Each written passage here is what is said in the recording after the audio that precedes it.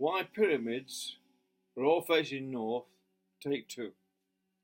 I did it once before, but because I live in Australia, I got south and north mixed up. But the concept is the same.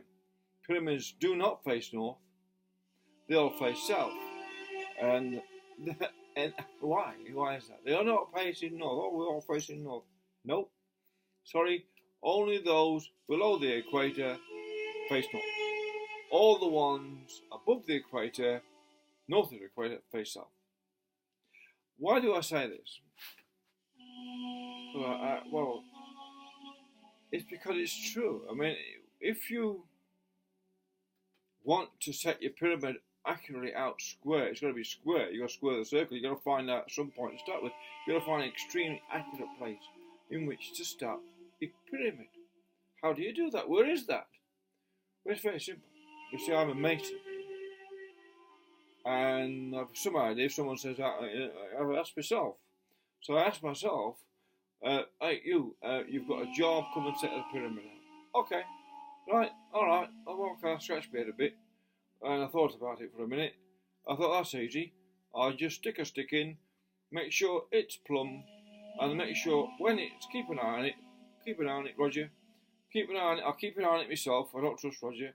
And I'll just, when it's the shadows directly behind it, I know it's 12 o'clock. And if I'm in the north hemisphere, I know it's facing dead south. I know that it's not facing dead north, it's facing dead south. It's facing dead south. It's facing 12 o'clock. See, and when you can, the next day, 12 o'clock again, you can stick the stick. Okay, right, where's the shadow? Bang. Make sure you get in wherever the shadow is. And I don't know the length of the shadow at 12 o'clock at Egypt, but it must be a degree out, a few degrees. I don't know what the angle of the sun is there. But if it's have to call it 22 degrees, whatever it is, and you can follow then and travel all the way across your pyramid at a certain distance. If you know that distance, at 12 o'clock with your shadow. If that's the exact distance at 12 o'clock, and it may be changed through the season, but you've got a roof distance, you can go right across. You can go right across your pyramid that way. And that way, it gives you your centre of your pyramid. You can work out your centre of your pyramid. From where you want to go to, just divide it in half, and therefore you build get your circle, and then you can get every bit of setting out and working out from the triangulations or whatever from that one point. Because all pyramids in the northern hemisphere face south, because they don't face south, they're set at 12 o'clock. They're set on a time, not a compass.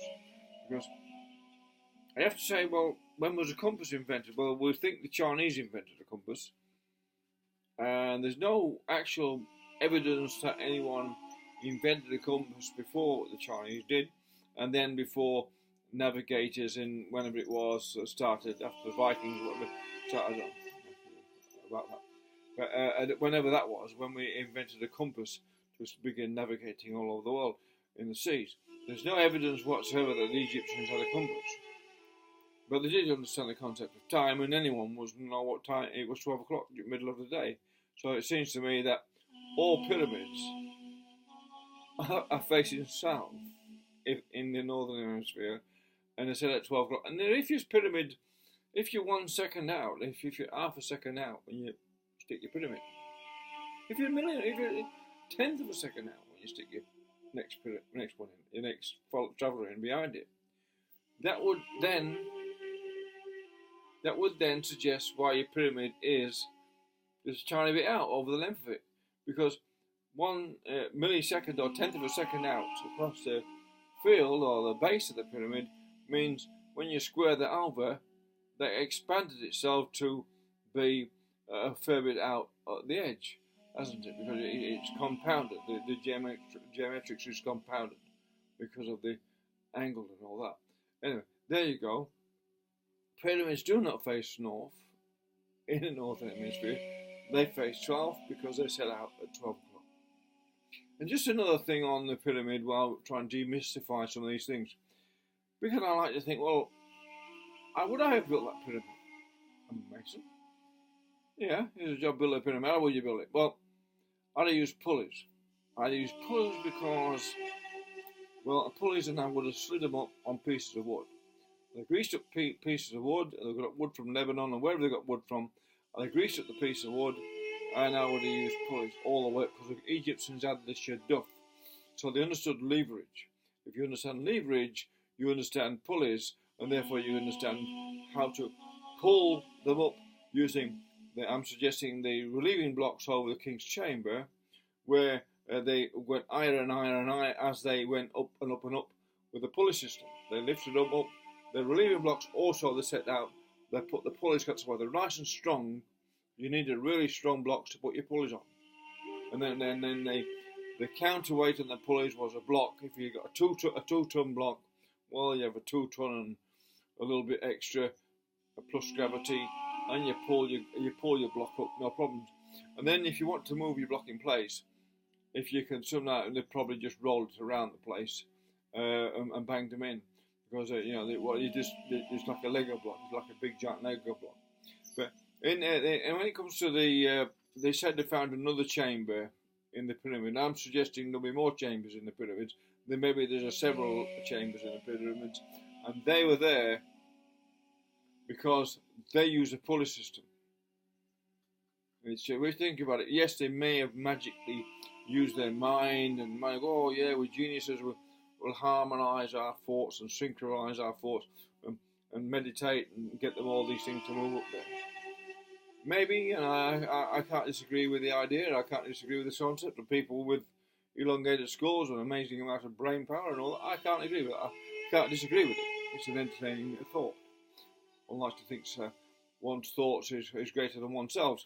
But it may be, but in that sense. But being a down-to-earth practical mason, I'm just saying those people are practical masons as well, possibly, and they just use pulleys to get. And even if it's a 70-ton block, well, how do you move a 70-ton block up there? As long as you've got the ropes to pull it, and you've got a counterweight, just keep adding weights, add weights, add weights, add weights. Right, got a 70-ton on the other end. Okay. Oh, yeah, another ton. Yeah, another ton. All right, Charlie. Ahmed, whatever the name was. Up she comes. Right, we've got it up there. And then you've got a shaduf. Wait, you've got the idea that you can get a couple of logs together, tied 3 or 4 logs together, and counterweight them and swivel around. Well, I know that can be done, because I've used that side of the mechanism to move 1-ton blocks at the bottom of a blast furnace. So we know you can move 1-ton blocks around, but 2 men can do it while we're having a cigarette, I mean, old-fashioned days. And you say, oh yes, move it to 0.5 millimetre here, 0.5 millimetre there, with a vacuum sort of machine, what lifted this great big block up.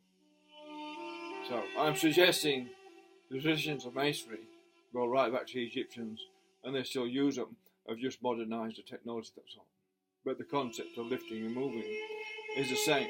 You don't bust your labour by whipping them as they're going up a ramp. That doesn't even make sense. It's too slow. But if you've got a pulley system in different stages of the building of the pyramid at the same time, then obviously you've got blocks going up on several ties at once, and that would be a lot faster operation than would be having a ramp with what? Blocks pulling that? I've done a fair bit of heavy work, and I don't mind a challenge, but you're not going to last very long. You're going to wear your labour force out and all that. And why would you do that? It doesn't make much sense. It's a very expensive way to do it. Very labour intensive to build that ramp. Why don't you just get some wood, get some pulleys, get something like a shaduf, a heavy duty one, and start moving your blocks around using gravity and physics and intelligence. Because if the people were clever enough to build those pyramids, everyone keeps saying, oh, they were geniuses, these pre-Asian architects were geniuses. Yeah, of course they were. So they would have been able to work out how to get those blocks up using pulleys. It makes sense. And they would have worked out how to set the pyramids out from 12 o'clock, and they all face south. I'm sorry to say, folks, yes, of course they face north, because north is opposite south, but basically they face south because they're set out at 12 o'clock. and I've just built a little pyramid in my garden out of stone to see, well, why not have a bit of fun, just build a little pyramid out of rough stone. Then it's much harder to build a pyramid out of rough stone than it is if I could cut them like Lego blocks with bricks or square masonry pieces and bang them up. Would have took me an hour or so, and this one's going to take me days and days because it's made out of rough stone. I've got it like a 3D jigsaw puzzle. Anyway, just put that one in. But there you go. Pyramids aren't built 12 o'clock them face north, they face south, and they are built for 12 o'clock on the dot. And they pulled up the blocks, the King's Chamber, the Reaving Stones. That was a pulley. I'm suggesting that was a pulley system. I'm suggesting there's other chambers they've found. That's part of a pulley system. You'll find maybe there's a couple of the chambers at the back of the pyramids as well, which were part of a pulley system. Thank you. My name's Graham, and I actually was a mason. Bit of an eye. I had a few years working in masonry with stones and stuff. So I thought, well, how would I do it? That's how I would do it. Anyway, 12 o'clock pyramids are set to time, not geometry of the earth, or longitude if you like. Instead it's just time actually.